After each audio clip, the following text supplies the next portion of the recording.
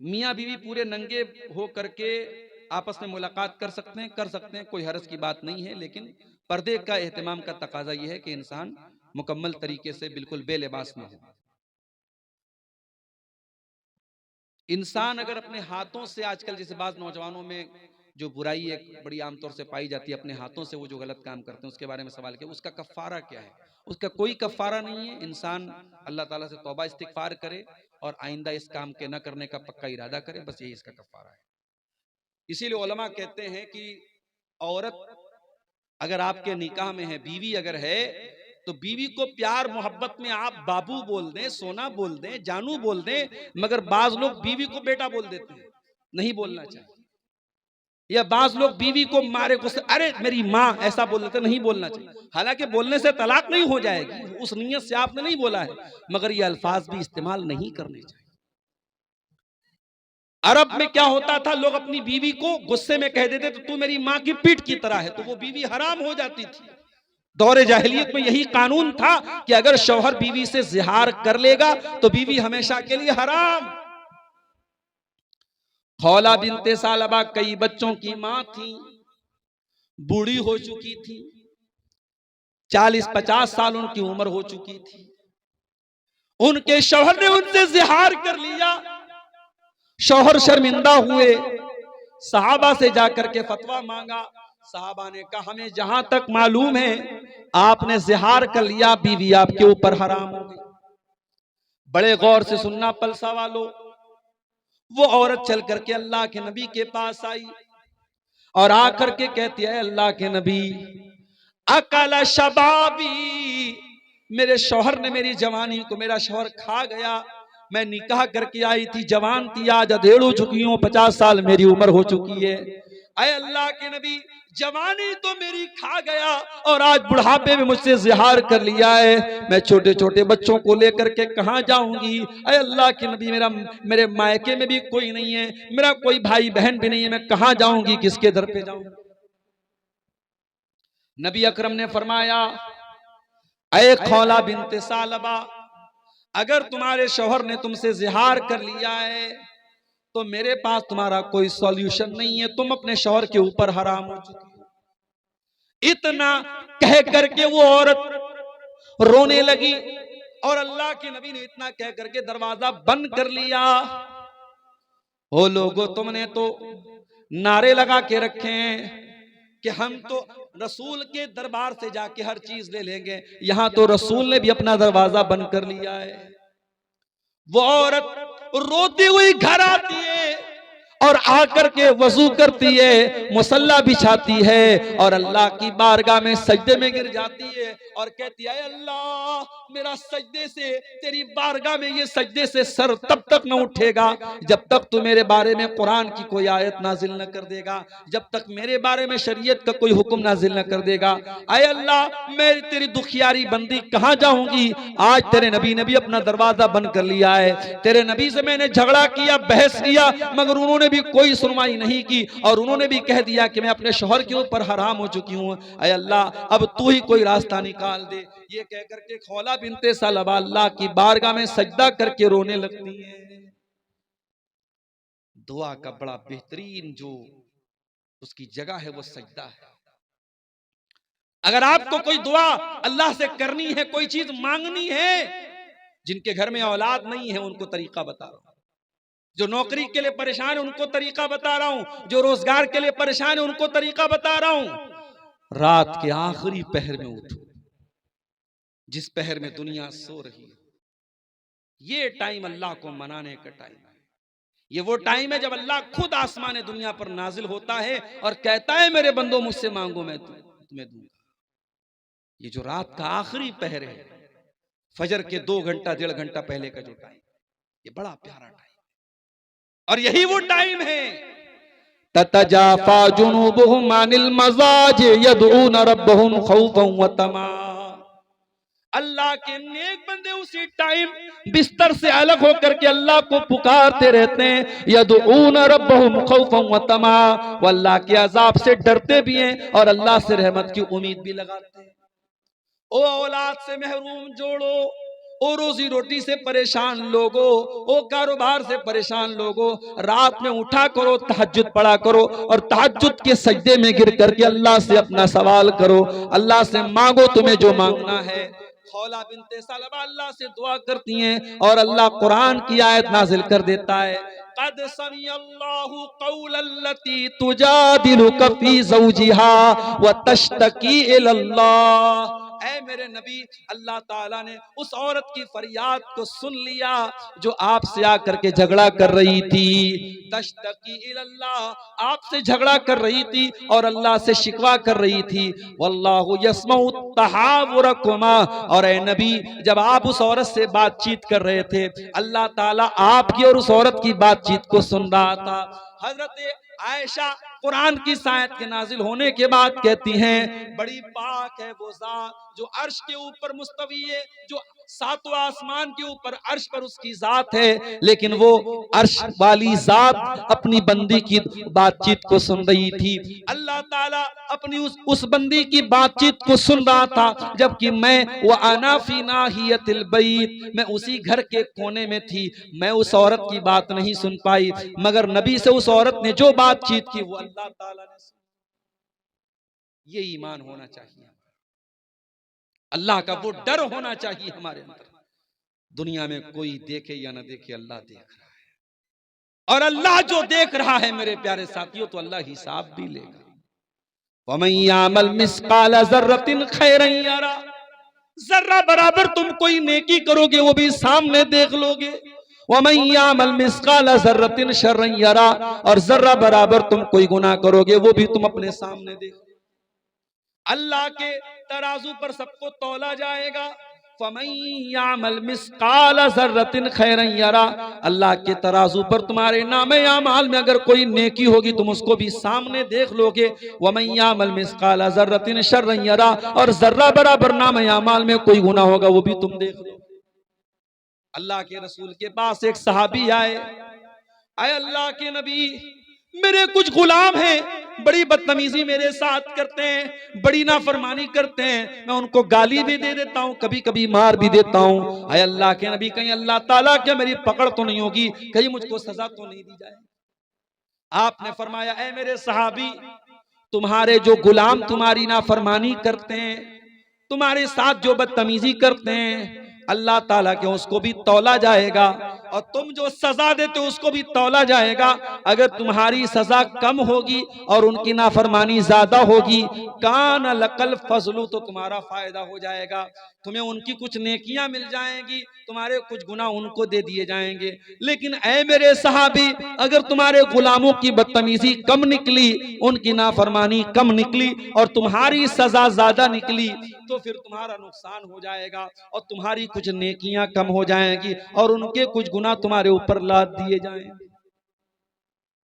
نبی نے اتنا کہا، صحابی ایک کونے میں گئے، زارو قطار رونے لگے، دہاڑے مار مار کے رونے لگے اور کہنے لگے، اللہ کے نبی، میں اپنے غلاموں کو سزا تو دیتا ہوں مگر میں ناپ تول کے نہیں دیتا ہوں، میں نے ناپ تول کے تو نہیں دیا ہے، مجھے کیا پتا کہیں اگر میری سزا زیادہ ہو گئی اور ان کی نافرمانی کم ہو گئی، اے اللہ کے نبی، تب تو میرا بہت نقصان ہو جائے گا۔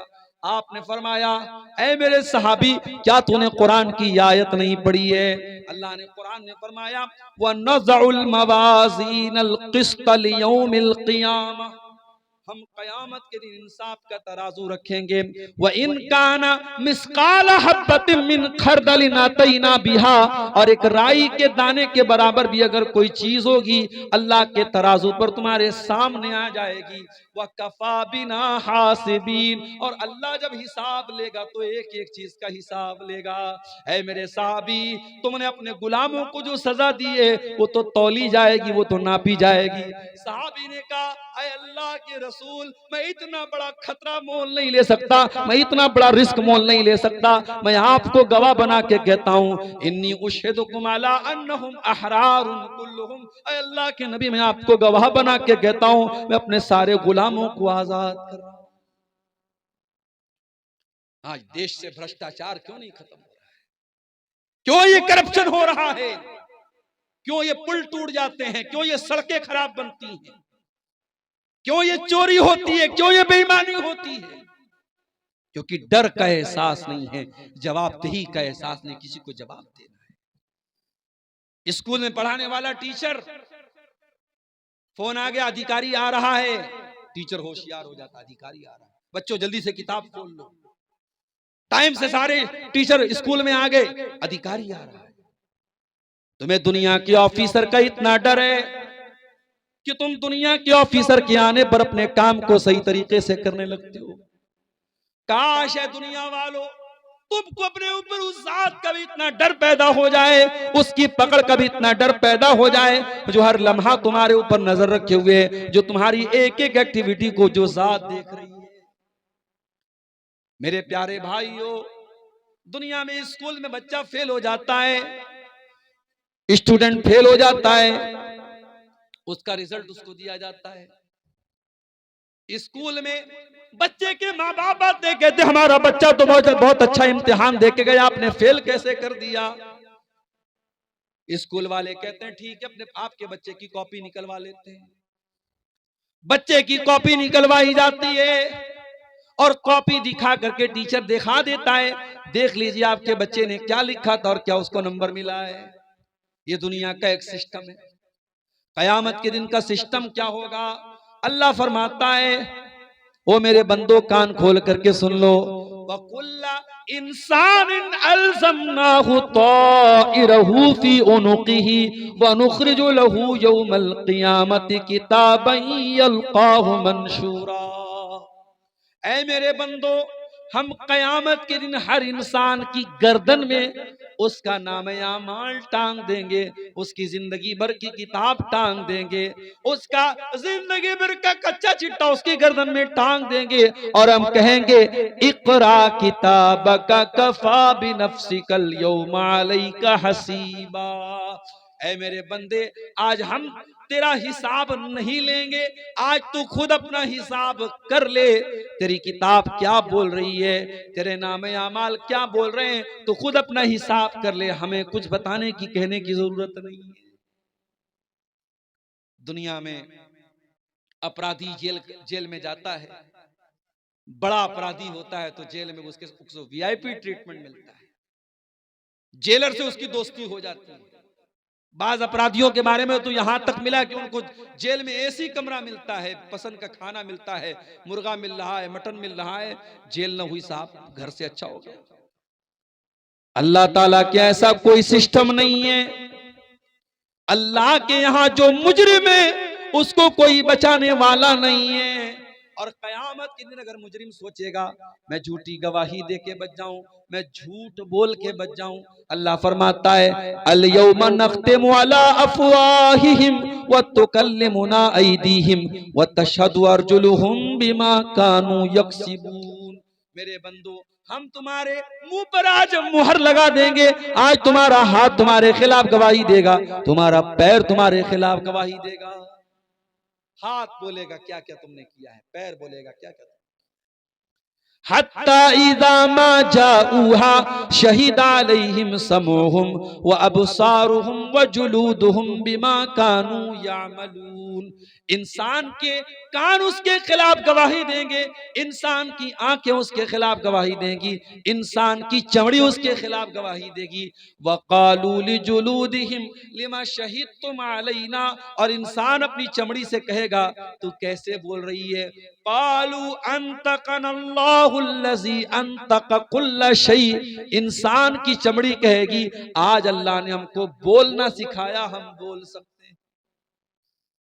جب آج اے آئی کا دور آ گیا, اے آئی کے دور میں اتنی چیزیں جو امپاسبل تھی پاسبل ہو گئی. آپ یہاں بیٹھے ہیں, یہاں پلسا میں بیٹھے, آپ کا فوٹو میں نے یہاں لیا ہے, اور اس فوٹو کو میں ویڈیو بنا کے تاج محل کے پاس آپ کو پہنچا سکتا ہوں, جامع مسجد کے پاس آپ کو پہنچا سکتا ہوں. اے آئی کے ذریعے سب ممکن ہے. تو جب اے آئی کے ذریعے انسان اتنی ترقی کر سکتا ہے تو وہ اللہ جس نے انسان کو اتنا دماغ دیا ہے میرے پیارے ساتھیوں, کل قیامت کے دن وہ اللہ تبارک و تعالی ہماری چمڑی کو بھی ہمارے خلاف گواہ بنا کر کے کھڑا کر دے گا. اب ذرا سوچو, ہمارا ہاتھ ہمارے خلاف گواہی دے رہا ہے, ہمارے پیر ہمارے خلاف گواہی دے رہے ہیں, ہماری چمڑی ہمارے خلاف گواہی دے رہے ہیں. میرے پیارے ساتھیوں، ان تمام چیزوں سے اگر ہمیں بچنا ہے تو ہمیں پھر قرآن کی اسی آیت کی طرف لوٹنا پڑے گا جو خطبہ مسنونہ کے بعد میں نے پڑھی تھی. ہمیں اللہ کے ذکر سے اپنا تعلق جوڑنا پڑے گا. میں یہ نہیں کہتا کہ آپ کاروبار نہ کریں، آپ روزی روٹی نہ کمائیں، یقیناً بے شک آپ خوب پیسہ کمائیں. ہمارے مدرسے نہیں چلیں گے اگر آپ پیسہ نہیں کمائیں، ہماری مسجدیں بند ہو جائیں گے اگر آپ پیسہ نہیں کمائیں. آپ کا پیسہ کمانا، دولت کمانا یہ برا نہیں ہے، مگر دولت کو سب کچھ سمجھ لینا یہ برا ہے. اسی لیے اللہ نے ہمیں جو دعا سکھائی قرآن میں، ربنا آتنا فی الدنیا حسنہ وفی الآخرۃ حسنہ وقنا عذاب النار. اے اللہ ہم کو دنیا میں بھی تو بھلائی عطا فرما اور آخرت میں بھی ہم کو بھلائی عطا فرما اور جہنم کی آگ سے ہم کو بچا لے. اور اسی لیے اللہ تعالیٰ نے قارون جیسے پیسے والے کو نصیحت کی، فرمایا وَابْتَغِ فِيمَا آتَاكَ اللَّهُ الدَّارَ الْآخِرَةَ. اے قارون، تجھ کو جو دولت ملی، جو پیسہ ملا، اس دولت کے ذریعے تو آخرت کی تیاری کر. وَلَا تَنْسَ نَصِيبَكَ مِنَ الدُّنْيَا. اور دنیا میں جو تیرا حق ہے اس کو تو مت بھول. دنیا میں جو تیرا حق ہے، جو حصہ ہے، اس کو مت بھول، لیکن آخرت کی تیاری کر. میرے پیارے ساتھیوں، ہمارا جو بنیادی مقصد ہونا چاہیے وہ آخرت کی تیاری ہونا چاہیے. دنیا کی 4 دن کی زندگی ہے، یہ دغاباز زندگی ہے، یہ بے وفا زندگی ہے، یہ دھوکے کا سامان ہے. اس دنیا کی جوانی ہمیشہ نہیں، اس دنیا کی طاقت ہمیشہ نہیں، اس دنیا کی خوبصورتی ہمیشہ نہیں، اس دنیا کی دولت ہمیشہ نہیں. جس دن سانس ٹوٹے گی، جس دن دل کی دھڑکن بند ہوگی، سب ٹھاٹ پڑا رہ جائے گا. جب لاد چلے گا بنجارا، نہ ہماری کفن میں کوئی جیب ہوگا، نہ ہماری قبر میں ہم کو کوئی روشنی کرنے والا نہ ہوگا، نہ ہمارے بچے ہمارے ساتھ قبر میں اتریں گے. سب ہمیں چھوڑ کے مٹی دے کے ہاتھ جھاڑ کے چلے جائیں گے. جب قبر پر ہمیں لوگ مٹی دیں گے تو گویا کہیں گے لحد تک آپ کی تعظیم کر دی، لحد تک آپ کی تعظیم کر دی، اب آگے آپ کے اعمال جانے. اب یہاں تک ہم نے آپ کی عزت کر دی، قبر میں آپ کو لے کے چلے آئے، کفنا دیا، دفنا دیا، اب آگے آپ کو فیس کرنا ہے. میرے پیارے ساتھیوں، اسی لیے ان مدرسوں کو چلاؤ، ان مدرسوں کو قائم رکھو. اس دور میں یہ مدرسے ہیں جو بتاتے ہیں کہ اللہ کون ہے، یہ مدرسے ہیں جو بتاتے ہیں رسول کون ہے، یہ مدرسے ہیں جو بتاتے ہیں دین کیا ہے. قبر میں 3 ہی سوال پوچھا جائے گا، تیرا رب کون ہے، تیرے رسول کون ہے، تیرا دین کیا ہے. اور ان تینوں سوالوں کا جواب دنیا کی کسی نالج میں نہیں ملے گا، ملے گا تو رب کے قرآن میں ملے گا، ملے گا تو مصطفیٰ کے فرمان میں ملے گا. اسی لیے اللہ کے نبی فرماتے ہیں جب بندہ مرنے کے بعد قبر میں جاتا ہے اور منکر نکیر اس سے سوال کرتے ہیں تیرا رب کون ہے، تیرے نبی کون ہے، تیرا دین کیا ہے، اور بندہ ان تینوں سوالوں کا صحیح جواب دیتا ہے تو فرشتہ پوچھتا ہے کہ تجھے ان تینوں سوالوں کا جواب کیسے پتا چلا؟ تو بندہ کہتا ہے قرأت کتاب اللہ، میں نے اللہ کی کتاب کو پڑھا تھا، فآمنت بہ، میں اللہ کی کتاب پر ایمان لایا تھا، وصدقت بہ، اور میں نے اللہ کی کتاب کی تصدیق. آج 31 دسمبر کی رات ہے اور 12 بجنے کے بعد ابھی 1 بج رہے ہیں تقریباً. پوری دنیا میں اس وقت جشن منایا جا رہا ہے. ہیپی نیو ایئر کے نام سے ہزاروں لاکھوں روپے کے پٹاخے چھوڑے جا رہے ہیں. آج شرابیں پی جا رہی ہیں، آج زناکاریاں ہو رہی ہیں، آج بڑے بڑے پکنک اسپاٹ پر لڑکے لڑکیوں کو لے کے گھومنے پھرنے گئے ہیں. میرے پیارے ساتھیوں، اور یہ سارے کام کرنے والوں میں اپنے آپ کو مسلمان کہنے والے لوگ بھی شامل ہیں. ہمیں دوسروں سے شکوہ نہیں ہے، ہمیں شکوہ ہے ان سے جو اپنے آپ کو مسلمان کہتے ہیں. اور ہمیں اقبال کا وہ شعر یاد آتا ہے، وضع میں تم ہو نصارا تو تمدن میں ہنود، وضع میں تم ہو نصارا تو تمدن میں ہنود، یہ مسلمان ہے جنہیں دیکھ کے شرمائے یہود. ہماری کون سی حرکت ایسی ہے جو ہم کو مسلمان دکھا رہی ہے؟ جب ہمارا رہن سہن، ہماری عورتوں کا لباس، ہماری چال ڈھال سب کچھ یہ بتا رہی کہ ہمارا اسلام سے کوئی لینا دینا نہیں ہے، تو پھر ہم کس چیز کے مسلمان ہیں؟ میرے پیارے ساتھیوں، اس لیے ہمیں اور آپ کو قرآن کی اس آیت پر عمل کرنا چاہیے، یا ایھا الذین آمنوا ادخلوا فی السلم کافہ. اے ایمان والو، ادھورے مسلمان مت بنو، دعوے داری والے مسلمان نہ بنو، زبانی مسلمان نہ بنو، اسلام میں پورے کے پورے داخل ہو جاؤ. اگر اسلام کو فالو کرتے ہو تو تمہارے لباس سے بھی پتہ چلنا چاہیے کہ تم مسلمان ہو، تمہاری عورت کے پردے سے بھی پتہ چلنا چاہیے کہ تم مسلمان ہو، تمہاری اولاد کے چال چلن سے بھی پتہ لگنا چاہیے کہ تم مسلمان ہو، تمہارے شادی بیاہ سے پتہ لگنا چاہیے کہ تم مسلمان ہو۔